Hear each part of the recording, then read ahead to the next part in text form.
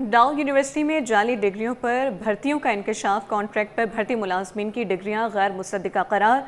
डाउ यूनिवर्सिटी में 2 अरब 33 करोड़ 94 लाख बेकायदगियां सामने आई हैं। ऑडिटर जनरल की रिपोर्ट में बदउनवानियों और जाली डिग्रियों का इंकशाफ, गैर तस्दीक शुदा डिग्रियों की तहकीकात और जिम्मेदारों के खिलाफ कार्रवाई की जाए। ऑडिटर जनरल का ये मुतालबा है। इस हवाले से मजीद क्या तफसीलात है जान लेते हैं आजिज़ जमाली से। जी आजिज़, बताइए। जी देखिए, ऑडिटर जनरल ऑफ पाकिस्तान की रिपोर्ट में सिंध हायर एजुकेशन कमीशन के बारे में जो रिपोर्ट पेश हुई है उसमें एक पैरा है डाउ यूनिवर्सिटी ऑफ हेल्थ साइंसेस के बारे में, और इसमें होशरबा किस्म के इंकशाफात हुए हैं कि इस तलीमी इदारे में 2 अरब 33 करोड़ 94 लाख रुपए की जो है बेकायदगियाँ हुई हैं। और ये बेकायदगियाँ कैसे हुई हैं? इस रिपोर्ट के मुताबिक के जाली डिग्रियों पर और गैर तस्दीक शुदा डिग्रियों पर कॉन्ट्रैक्ट पर मुलाजमीन भर्ती किए गए। डाउ मेडिकल यूनिवर्सिटी के वाइस चांसलर ने ये भर्तियां की हैं और ये 2022 और 23 में ये भर्तियां हुई हैं। और इसमें बताया गया है कि जब मुलाजमीन भर्ती किए गए थे तो उनकी डिग्रियों की कोई तस्दीक नहीं करवाई गई थी, ना मुतल्लिका बोर्ड से तस्दीक हुई है, ना मुतल्लिका यूनिवर्सिटी से तस्दीक हुई है।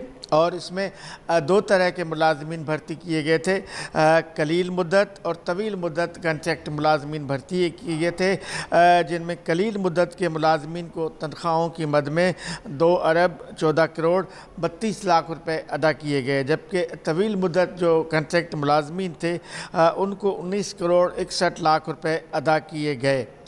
तो ऑडिटर जनरल ऑफ पाकिस्तान लिखते हैं कि ये पूरी गैरकानूनी तरीक़ेकार से ये सारा मामला हुआ है, ये भर्तियां गैरकानूनी तरीक़ेकार से हुए हैं और ये अदायगियां जो है कवायद व ज़वाबित से हट कर अदा की गई हैं। लिहाजा ऑडिट के दौरान ये इंकशाफ जब हुआ जून 2024 में तो ये मसला उठाया गया, लेकिन जो डाउ यूनिवर्सिटी के वाइस चांसलर हैं उन्होंने तमाम तर तफसीलात आगाह नहीं की और ऑडिटर जनरल ऑफ पाकिस्तान को कोई जवाब भी नहीं दिया। ऑडिटर जनरल ऑफ पाकिस्तान ने सिफारिश की है कि इस मामले की मुकम्मल तहकीकात करवाई जाए और ये जो मुतल्लिका लोग हैं जो इस पूरी बेकायदगी और गैर कानूनी भर्तियों में मुलविस हैं उनके ख़िलाफ़ कार्रवाई की जाए। अब ये सिफारिश कर दी है ऑडिटर जनरल ऑफ पाकिस्तान ने, पब्लिक अकाउंट्स कमेटी जो सिंध असम्बली की है उसको सिफारिश की गई है। अब देखना यह है कि सिंध असम्बली की जो पब्लिक अकाउंट कमेटी है वो इस रिपोर्ट पर क्या फ़ैसला करती है।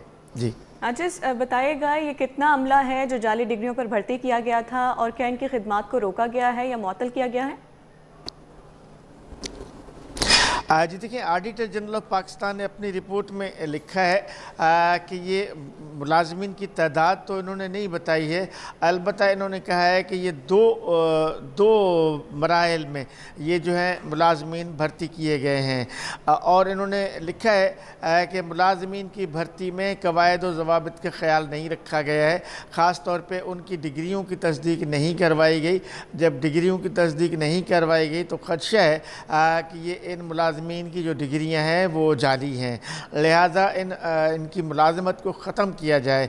ऑडिटर जनरल ऑफ पाकिस्तान की सिफारिश के मुताबिक इसको ख़त्म किया जाए, इसकी तहकीकात करवाई जाए, लेकिन इस पर अमल हुआ या नहीं हुआ इस तरह की कोई रिपोर्ट ऑडिटर जनरल के रिपोर्ट में नहीं होता। अब प्रैक्टिकली ये मामला जब पब्लिक अकाउंट कमेटी उठाएगी तो पब्लिक अकाउंट कमेटी यकीनन जो डाउ मेडिकल यूनिवर्सिटी के वाइस चांसलर हैं उनको तलब करेगी और डाउ मेडिकल यूनिवर्सिटी के वाइस चांसलर से तमाम तर तफसीलात ली जाएंगी। तब ये पता चलेगा कि इन मुलाजमीन के मुकद्दर का क्या हुआ, इनको आया हटाया गया या अभी तक अपने ओहदों पर बरकरार हैं, या जो इन पे बहुत बड़ी रकम है 2 अरब 33 करोड़ 94 लाख रुपए जो है ख़र्च हुए हैं, तो आया इस रकम का अब क्या होगा। ज़ाहिर मुलाजमीन तो भर्ती हो गए, ये पैसे तो उनको तनख्वाहों की मद में अदा हुए। अगर अब ये फ़ैसला होता है कि ये सारी भर्तियां गैर कानूनी थीं तो क्या ये पैसे दोबारा वसूल होंगे या उसका क्या होगा, ये फ़ैसला पब्लिक अकाउंट्स कमेटी करेगी सिंध असम्बली की। जी ठीक है, आजिज़ बराह रास्त अपडेट कर रहे थे, आपका बहुत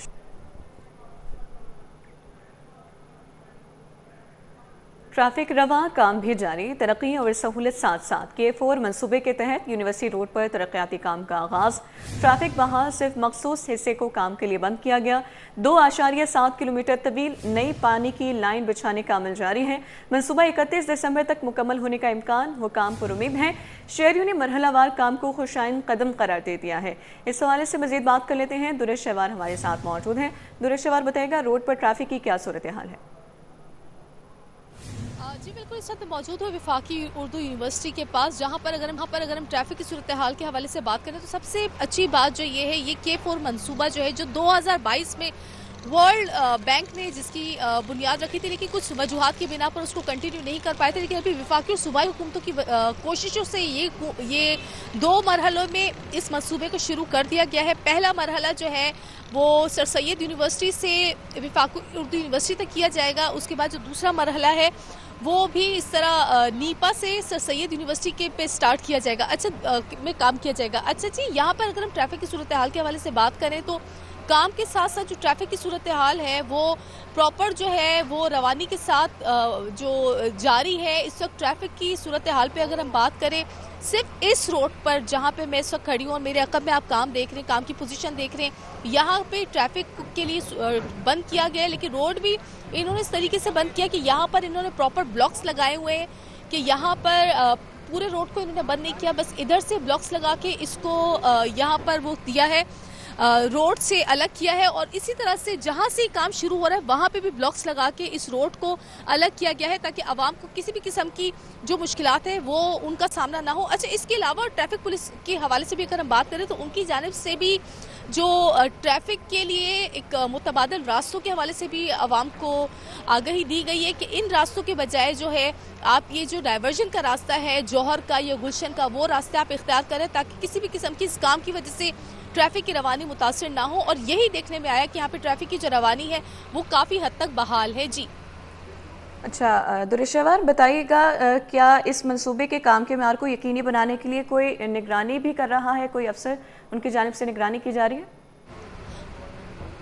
अच्छा जी बिल्कुल, अगर हम बात करें अफसर की निगरानी के हवाले से तो अभी तो इस वक्त तो कोई यहाँ पर मौजूद नहीं है। अलबत्ता जो अमला है वो यहाँ पर मौजूद है और जो इस को सुपरवाइज कर रहा है इस जगह पे इस ऑपरेशन को, वो सिर्फ यहाँ पर मौजूद हैं। यहाँ पर कुछ एहलकार ही मौजूद हैं। अलबत्ता जो अगर हम बात करें कि गवर्नमेंट का कोई अमला यहाँ पर है या नहीं है, तो यहाँ पर इस तरह का कोई जो ऑफिसर है वो मौजूद नहीं है। जी ठीक है दुरेशवर, बराह रास्त अपडेट करने के लिए बहुत शुक्रिया।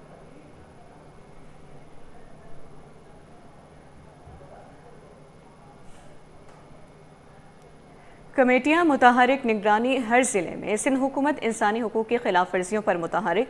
महकमा इंसानी हुकूक का तमाम डिविजनल कमिश्नर्स को खत। 9 रुकनी कमेटियाँ फ़ाल। हर ज़िले में इंसानी हुकूक की निगरानी डिप्टी कमिश्नर्स पाबंदी के साथ आईनी किरदार अदा करें। इस हवाले से मज़ीद क्या तफसीलात है जान लेते हैं आज़ाद तोहलियों से। जी बताइएगा। जी बिल्कुल, सिंध हुकूमत बाज़ाब्ता तौर पर सूबे भर में होने वाली इंसानी हुकूक की खिलाफ वर्जियों को रोकने के लिए मुतहरिक हो चुकी है और बाज़ाब्ता तौर पर महकमा इंसानी हुकूक ने तमाम डिविजनल कमिश्नर को खत अरसाल कर दिया। ये खत जो है मामले खास राजवीर सिंह सोडो जो इंसानी हुकूक है उनकी और सेक्रेटरी बरा इंसानी हुकूक खालिद हुसैन चार्टर की हिदायत पर सेक्शन अफसर जनरल शहीद अहमद सुमरो के दस्तखत से अरसाल कर दिया गया। ये खत कमिश्नर कराची, हैदराबाद, खास सखर, लाड़काना और शेख बेनज़ीराबाद डिवीजन की कमिश्नर्स को अरसाल कर दिया गया है। खत में लिखा गया है कि इंसानी हुकूक की जो कमेटियां कायम कर दी गई उन कमेटियों को फौरी तौर पर जिला सतह पर फाल बनाया जाए और जिन कमेटियों के सरबराह डिप्टी कमिश्नर रहे वो फौरी तौर पर जो मुतल्लिक़ महकमों के अफसरान हैं वो उनके साथ साथ जो सोसाइटी के जो नुमाइंदगान हैं उनके इजलास बुलाएं, हर हफ्ते इजलास बुलाएं। इनके साथ साथ हर माह जो रिपोर्ट महकमा इंसानी हुकूक को अरसाल कर दी जाए। खत में लिखा गया कि इस वक्त मुख्तलिफ अजला में इंसानी हुकूक की खिलाफ वर्जियाँ शिद्दत इख्तियार कर चुकी है, उनको रोकने के हवाले से किसी किस्म के कोई इक़दाम नहीं किए जा रहे। इस हवाले से जो कमेटियां बनाई गई इनकी जिम्मेदारी बनती है कि फौरी तौर पर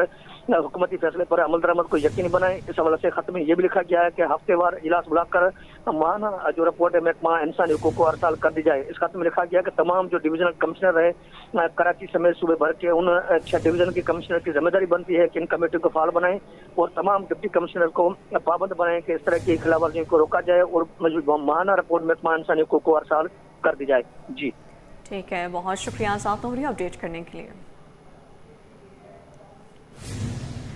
नाज़रीन, आपको बताएं कि इलाज कराना है तो प्राइवेट क्लिनिक में आ जाएं। सरकारी अस्पताल में आपको मिलेगा सिर्फ इंतजार। एग्जीक्यूटिव डायरेक्टर के अहकाम भी नज़रअंदाज। जिना अस्पताल के दर्जनों डॉक्टर्स मुख्तलिफ ओपीडी से मुसलसल गैर हाजिर। इलाज के लिए आए मरीज डॉक्टर्स की राह तकने पर मजबूर। 40 डॉक्टर्स शोकाज नोटिस के बावजूद गैर हाजिर। एग्जीक्यूटिव डायरेक्टर डॉक्टर शाहिद रसूल का अस्पताल की ओपीडी का अचानक दौरा। डॉक्टर्स की गैर हाजिरी पर एग्जीक्यूटिव डायरेक्टर बरहम। हर शोबे की ओपीडी में 100 से ज़्यादा मरीज डॉक्टर के मुंतज़िर। मरीज सुबह 7 बजे से ओपीडीज़ में मौजूद, इंतज़ार करते करते थक गए। जिना अस्पताल के डॉक्टर्स मुबैना तौर पर निजी क्लिनिक्स पर ज़्यादा तवज्जो देने लगे हैं। अपडेट कर रहे हैं आपको, सरकारी अस्पताल में आपको सिर्फ मिलेगा इंतज़ार। इलाज कराना है तो प्राइवेट क्लिनिक में आ जाएं। एग्जीक्यूटिव डायरेक्टर के अहकाम भी नज़रअंदाज कर दिए गए।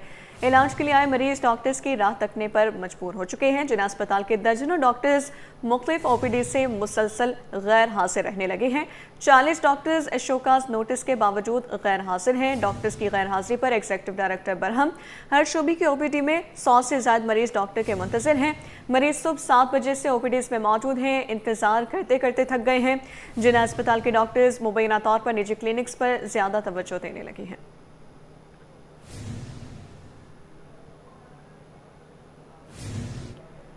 माली साल 2024-25 सेल्स टैक्स वसूली में 32.4% का ज़बरदस्त इजाफा। 15 बड़े शोबे सेल्स टैक्स के 57% हिस्सेदार।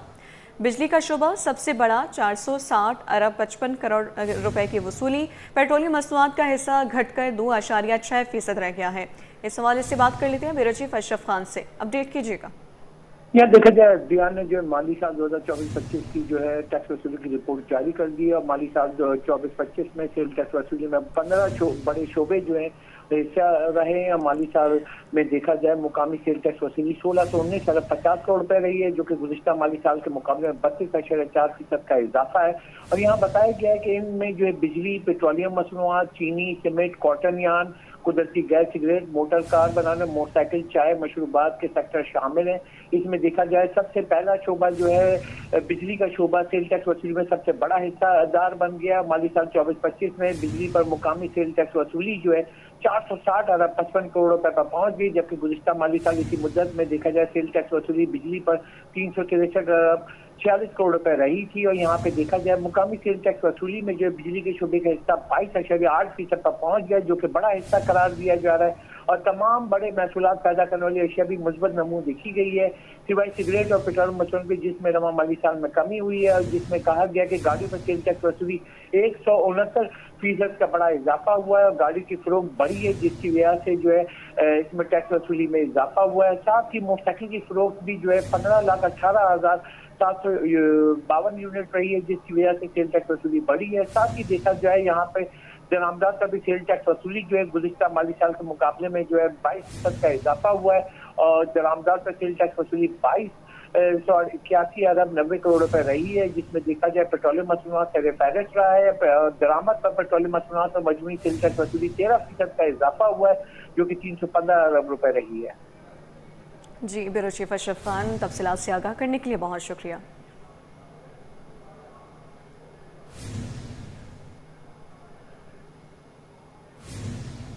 आपको बताएं कि सेप्रा के दफ्तर में लगने वाली आग बुझा दी गई है। आग की इत्तला मिलते ही 2 फायर ब्रिगेड गाड़ियां आग बुझाने के लिए पहुंची थी। फायर ब्रिगेड अफसर के मुताबिक आग एडमिन एंड फाइनेंस दफ्तर में लगी थी। इस हवाले से तफसीलात क्या है जानेंगे मुमताज़ जमाली से। मुमताज़ बताइए। देखें जी, इस वक्त मैं मौजूद हूँ सेप्रा के दफ्तर, जहाँ से अब से कुछ देर पहले आग लगी थी और जैसे ही आग की इतला जो है फायर ब्रिगेड हुकाम को दी गई तो फायर ब्रिगेड की 2 गाड़ियाँ जो है फ़ौरन पहुँची है। मैं उसी आग वाली जगह पे मौजूद हूँ जहाँ पर इस वक्त भी धुआं है। ये एडमिन एंड फाइनेंस सेक्शन है सेप्रा का। मेरे कैमरामैन आपको यहाँ के मनाजिर दिखाएंगे कि अभी भी पानी है। जो फायर ब्रिगेड, अच्छा, ये सामने जो है एसी है जो कि जला हुआ है और इनकी वायरिंग से पता चल सकता है कि आग जो है मुमकिन तौर पर एसी को लगी थी और एसी के बाद जो है दीगर जगह फैली थी। लेकिन खुशकिस्मती से इस आग को जो है यहीं पर ही काबू कर लिया गया था। कुछ टेबल हैं, कुछ चेयर्स हैं और यहाँ इस दफ्तर के अंदर जो है वो आग लगी थी। और अभी तक तो यही बताया जा रहा है कि जो अहम दस्तावेज़ात वगैरह हैं वो तो महफूज हैं, लेकिन कुछ जो चीज़ें हैं वो जलकर इस वक्त राख हो गई हैं। कमरे के अंदर भी इस वक्त पानी ही पानी मौजूद है। मैं अपने कैमरामैन को दिखाऊं कि ये आप जो देख सकते हैं कि कंप्यूटर पड़े हैं और दीगर दस्तावेज़ात जो हैं पड़े हैं, ये कैबिन्स हैं। तो यहाँ ये आग लगी थी, लेकिन इस आग को उसी कमरे के हद तक जो है वो महदूद किया गया था, इसको यहाँ तक पहुँचने नहीं दिया गया। फायर ब्रिगेड की 2 गाड़ियाँ आई थीं और बर वक्त जो है पहले तो आग बुझाई गई। आग बुझाने के बाद कूलिंग का अमल जो है शुरू किया गया था। इस वक्त जो है आग मुकम्मल तौर पर बुझ गई है। यहाँ पर इस वक्त जो है पानी मौजूद है और धुआं भी है, लेकिन इतना बड़ा ज़्यादा नुकसान जो है हमें दिखाई नहीं दिया। अलबत्ता एक एयर कंडीशन है और कुछ चेयर जो हैं उनको नुकसान पहुंचा है। शहर में आतिशज़दगी के बढ़ते वाक़यात की रोकथाम के लिए बल्दिया उस्मा कराची का बड़ा इक़दाम। महकमे फायर ब्रिगेड रवा माह से फायर सेफ्टी ऑडिट शुरू करेगा। पहले मरहले में कमर्शियल और दूसरे मरहले में सनती इलाकों का रुख किया जाएगा। ज़िला इंतज़ामी के ताउन से मुख्तलिफ इलाकों में महकमे फायर ब्रिगेड कार्रवाइयाँ करेगा। इस पर बात कर लेते हैं हमारे नुमाइंदे शुएब मुख्तार से। शुएब, आगाह कीजिए। और जी बिल्कुल, शहर में आतिशज़दगी के बढ़ते हुए वाक़यात की रोकथाम के लिए बल्दिया उज़्मा कराची का बड़ा इक़दाम जो है वो सामने आया है।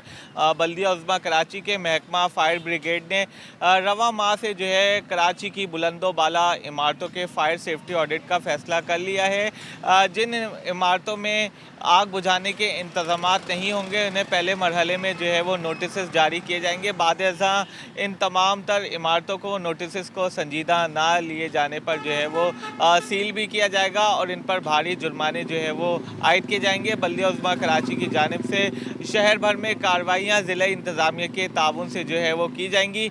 आई चंडीगढ़ रोड, शाहराह फैसल और शाहराह कायदीन से पहले मरहले में जो है वो फायर सेफ्टी ऑडिट का आगाज़ बल्दिया उज़्मा कराची जो है दोबारा करने जा रही है। महकमा फायर ब्रिगेड की जानिब से चंद माह कबल भी कराची के मुख्तलिफ इलाकों में फायर सेफ्टी ऑडिट जो है वो किया गया था, जिसके तहत मुख्तलिफ जो इमारतें हैं जिनमें आग बुझाने के इंतज़ामात नहीं थे उनको नोटिस जो है वो जारी किए गए थे। ताहम आतिशज़दगी के बढ़ते हुए वाक़यात को देखते हुए अब जो है जिन इमारतों में आग बुझाने के इंतज़ामात नहीं हैं उनको सील करने का जो है वो फ़ैसला कर लिया गया है। वार्निंग देने का वक्त जो है वो ख़त्म हो चुका है। तमाम तर मामले पर तर्जुमान बल्दिया उज़्मा कराची का कहना है कि शहरियों की जानों का तहफ़्फ़ुज़ जो है उनकी अवलीन तरजीहात में शामिल है। रवा माह से जो है बाकायदा तौर पर फायर सेफ्टी ऑडिट शुरू करने जा रहे हैं, जिसके तहत कराची के कमर्शियल एरियाज़ का पहले मरहले में जो है वो रुख करेंगे। बाद-ए-ज़ा सनती इलाकों का भी जो है रुख किया जाएगा और वो तमाम इमारतें और फैक्ट्रियां जहां पर लाखों की तादाद में, हज़ारों की तादाद में मज़दूर जो है वो काम करते हैं, उन तमाम इमारतों को जो है वो चेक किया जाएगा कि फ़ायर सेफ्टी का इंतज़ाम है या नहीं। अगर फ़ायर सेफ्टी का इंतज़ाम नहीं हुआ तो उन तमाम इमारतों और सनतों को जो है वो भारी जुर्माने जो है वो किए जाएंगे। जी, additional district and session court गरबी ने 2 मुल्ज़िमान को मुनशियात रखने के इल्ज़ाम में उम्र कैद की सज़ा सुना दी। रमज़ान अली और साक़िब पर 2 किलो से ज़ायद आइस और हेरोइन रखने का जुर्म साबित हुआ। मज़ीद बताएंगे जवाद आसिफ। जवाद, आगाह कीजिएगा। जी बिल्कुल, एडिशनल डिस्ट्रिक्ट एंड सेशन जज गरबी ने 2 मुल्ज़िमान को मंशियात रखने के इल्ज़ाम में उम्र कैद की सज़ा सुना दी है। इन मुल्ज़िमान में रमज़ान और साक़िब शामिल हैं। दोनों मुल्ज़िमान से 2 किलो से ज़ायद मंशियात बरामद हुई थी। अदालत ने मुल्ज़िमान पर फ़ीकस 5 लाख रुपए जुर्माना भी आयद कर दिया और फैसले में तहरीर किया कि मुल्ज़िम अगर जुर्माने की अदायगी नहीं करते तो उन्हें मज़ीद सज़ा काटनी होगी। इस्तगासा के मुताबिक एक्साइज़ पुलिस ने मुल्ज़िमान को औरंगी टाउन में कार्रवाई करते हुए गिरफ्तार किया था। मुल्ज़िमान के कब्ज़े से मंशियात बरामद हुई थी जो इन्होंने ख़रीदने के गर्ज से रखी हुई थी। अदालत अपने फ़ैसले में जो है वो मुल्ज़िमान के मौक़िफ़ और दिफ़ा को कमज़ोर और नाकाबिल यकीन करार देते हुए कहा कि मुल्ज़िमान का जो मौक़िफ़ है कि पुलिस ने उन्हें इस केस में गलत फंसाया है, ताहम उन्होंने अपने बयान हल्फ़ी या दिफ़ा में ऐसा कोई सबूत पेश नहीं किया है, जबकि पुलिस की जानिब से इतनी बड़ी मिक़दार में मंशियात लगाना भी नामुमकिन है। लिहाजा इस्तगासा इन मुल्ज़िमान पर जुर्म साबित करने में नाकाम रही है। जबकि जो तीसरा मफरूर मुल्ज़िम है सईद अहमद, अदालत ने उसके ख़िलाफ़ केस दाखिल दफ्तर कर दिया है। मुल्ज़िमान के ख़िलाफ़ ये मुकदमा एक्साइज़ पुलिस स्टेशन में दर्ज किया गया। असिस्टेंट रजिस्ट्रार कोऑपरेटिव सोसाइटी की तकर्रुरी के खिलाफ दरख्वास्त chief secretary, secretary services, secretary cooperative समेत दीगर को नोटिस जारी कर दिए गए। फ़रीक़ैन से 28 नवंबर तक जवाब तलब कर लिया गया है। अपडेट करें आपको, असिस्टेंट रजिस्ट्रार कोऑपरेटिव सोसाइटी की तकर्रुरी के खिलाफ दरख्वास्त हुई। Chief secretary, secretary services, secretary cooperative समेत दीगर को नोटिस जारी कर दिए गए हैं, जबकि फ़रीक़ैन से 28 नवंबर तक जवाब तलब कर लिया गया है। असिस्टेंट रजिस्ट्रार कोऑपरेटिव सोसाइटी की तकर्रुरी के खिलाफ दरख्वास्त, chief secretary, secretary services, secretary cooperative समेत दीगर को नोटिस जारी कर दिए गए हैं। आपको अपडेट करते चले, असिस्टेंट रजिस्ट्रार कोऑपरेटिव सोसाइटी की तकर्रुरी के खिलाफ दरख्वास्त के हवाले से फ़रीक़ैन से 28 नवंबर तक जवाब तलब कर लिया गया है। Chief secretary, secretary services, secretary cooperative समेत दीगर को नोटिस भी जारी कर दिए गए हैं। आपको बताएं कि फ़रीक़ैन से 28 नवंबर तक जवाब तलब कर लिया गया है। असिस्टेंट रजिस्ट्रार कोऑपरेटिव सोसाइटी की तकर्रुरी के खिलाफ दरख्वास्त, अदालत ने फ़रीक़ैन को नोटिस जारी कर दिए हैं और आपको बताएं कि फ़रीक़ैन से 28 नवंबर तक जवाब तलब कर लिया गया है।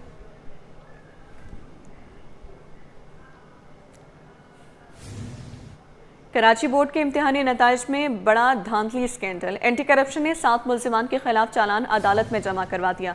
साबिक चेयरमैन डॉक्टर सईदुद्दीन और नसीम अहमद मेमन भी शामिल। नंबरों में गैर कानूनी तब्दीलियों का इंकशाफ, तहकीकाती कमेटी रिपोर्ट में ये इंकशाफ हुआ है। टेबुलेशन रजिस्टर्स पर दस्तखत गायब, IT मैनेजर शहीर वक़ार मफरूर, 2 मुल्ज़िमान बरी, 7 पर मुकदमा चलाने की मंजूरी। इस वाले से बात करेंगे जवाद आसिफ से। जवाद बताइएगा। जी बिल्कुल, कराची इंटरमीडिएट बोर्ड के इम्तहानी नताइज में बड़ा धांधली करप्शन दुश्मन ने 7 मुल्ज़िमान के खिलाफ अदालत में जमा करवाया है। उसने बताया कि मैनेजर समेत जो है वो के खिलाफ जो है वो मुकदमा चलाने की सिफारिश की गई है। चार्जशीट में साबिक चेयरमैन डॉक्टर सईदुद्दीन और नसीम अहमद मेमन भी शामिल हैं, जबकि डिप्टी कंट्रोलर असलम चौहान और तनवीर जैदी और मोहम्मद अख्तर के नाम में मुल्ज़िमान की फहरिस्त में शामिल है। ये चालान प्री मेडिकल ग्रुप के सालाना इम्तिहानात 2022 से मुताल्लिक है। चालान में बताया गया कि 2 मुल्ज़िमान को नाकाफी सबूतों की बुनियाद पर बरी कर दिया गया। ताहम जो है सिंध के वज़ीर आला की हिदायत पर कायम तहकीकाती कमेटी ने धांधली की तस्दीक की है। कमेटी की रिपोर्ट में जो है वो तलबा के नंबरों पर गैर कानूनी और तब्दीलियों का जो है वो इंकशाफ भी किया गया है, जबकि जो है वो एंटी करप्शन ने 7 मुल्ज़िमान के खिलाफ मुकदमा चलाने की मंजूरी दे दी है। रिपोर्ट में कहा गया कि इम्तिहानी नताइज में धांधली से जो है वो तलबा के दर्जनों तलबा मुतासर हुए। स्कैंडल ने इंटरमीडिएट बोर्ड के निज़ाम में बदउनवानी और खामियों को बेनकाब कर दिया है। एंटी करप्शन के मुताबिक बोर्ड अफसरान ने इख्तियारात का नाजायज फायदा इस्तेमाल किया है। सिंध के DG एंटी करप्शन ने तहकीकाती रिपोर्ट की तौसीक कर दी है। तलबा के नंबरों में कटिंग और एडिशन के सबूत कंप्यूटराइज रिकॉर्ड से हासिल हुए। जी जवाद, आगाह करने के लिए बहुत शुक्रिया।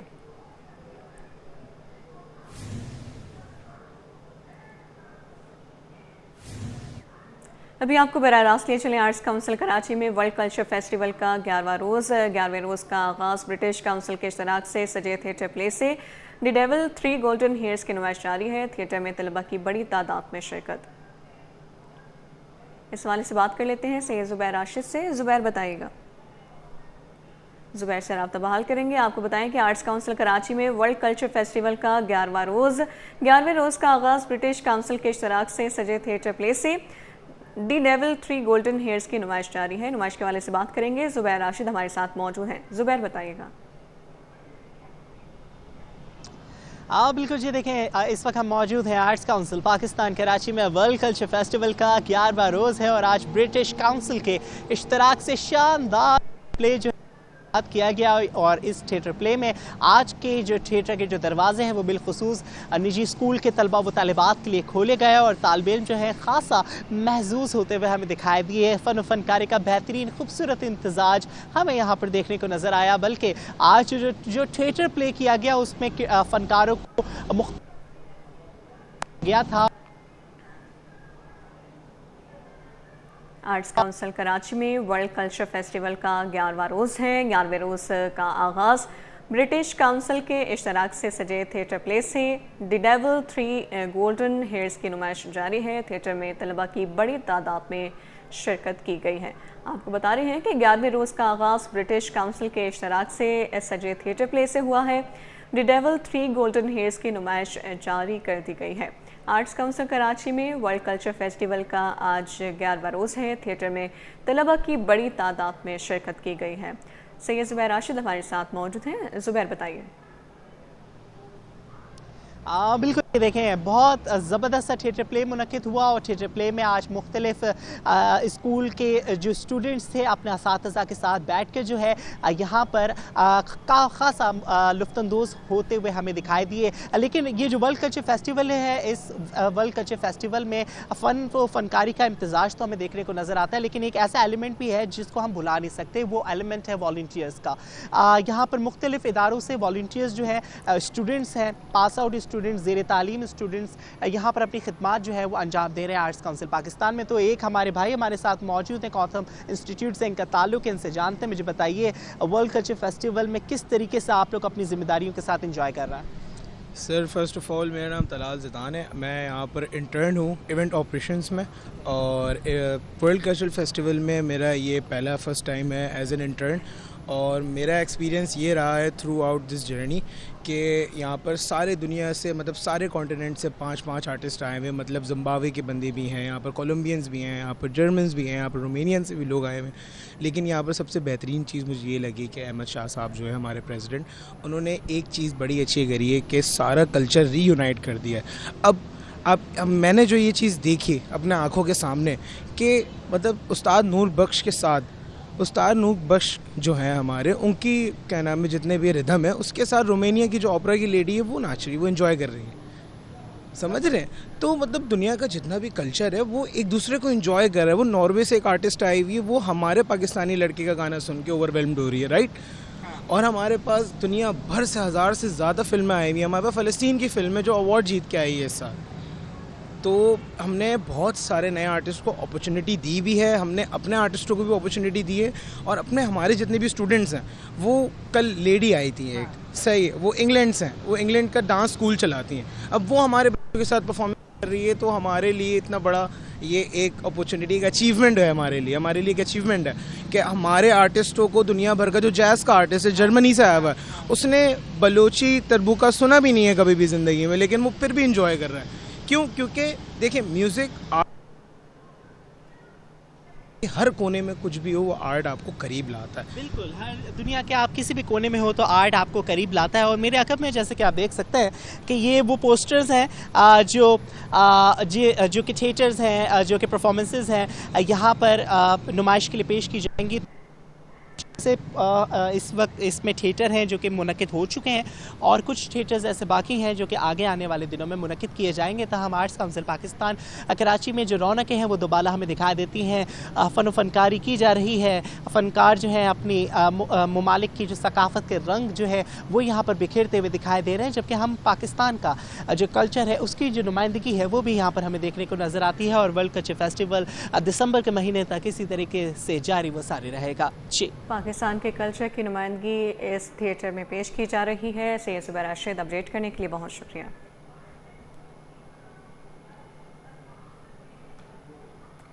कराची से रवाना होने वाली ट्रेनों का शेड्यूल आज भी मुतासिर रहा। बढ़ती धुंध के बायस 5 ट्रेनों की रवानगी में ताख़ीर।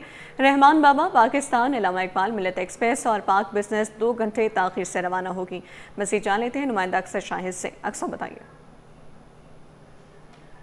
बिल्कुल, ट्रेनों की ताख़ीर जो है वो एक बार फिर से बढ़ने लगी है। कराची से रवाना होने वाली ट्रेनें जो है वो ताख़ीर का शिकार देखी जा रही हैं, क्योंकि जो है वो सर्द मौसम का जो है वो आगाज़ हो चुका है, और सर्द मौसम के साथ साथ जो है वो धुंध भी जो है वो देखी जा रही है। लाहौर जो है वो धुंध के मामले में जो वो पाकिस्तान के पहले नंबर पर आ रहा है, जबकि शहर कराची जो है वो दूसरे नंबर पर आ रहा है, जिसकी वजह से जो है वो बढ़ती हुई आलूदगी की वजह से जो लाहौर का सिलसिला है, लाहौर में देखा जाता है कि धुंध बहुत ज़्यादा होती है, और वहीं से फिर ट्रेनें जो है वो ताख़ीर से रवाना होती हैं, ताख़ीर से कराची पहुँचती हैं, और इसी वजह से कराची से रवाना होने में भी जो है वो लेट देखा जाता है, क्योंकि ट्रेन आती है 2 घंटे वॉशिंग लाइन में खड़ी होती है सफाई सुथराई के लिए, फिर उसके बाद जब रवाना होने का सिलसिला आता है तो ट्रेन को जो है वो यकीनी तौर पे ताख़ीर देखी जाती है। आज भी कराची से अंदर मुल्क रवाना होने वाली जो 5 ट्रेनें ताख़ीर का शिकार है, लामा इकबाल एक्सप्रेस, पाकिस्तान एक्सप्रेस और जो है वो तेज़गाम एक्सप्रेस, जबकि पाक बिजनेस एक्सप्रेस, मिल्लत एक्सप्रेस भी ताख़ीर का शिकार देखी जा रही है। 12 बजे रवाना होने वाली रहमान बाबा एक्सप्रेस जो है वो 12:30 के बाद जो है वो कराची के स्टेशन से पेशावर के लिए रवाना होगी। इसी तरीके से रावलपिंडी जाने वाली पाकिस्तान एक्सप्रेस भी दोपहर 2 के बजाय 2:30 बजे रवाना होगी।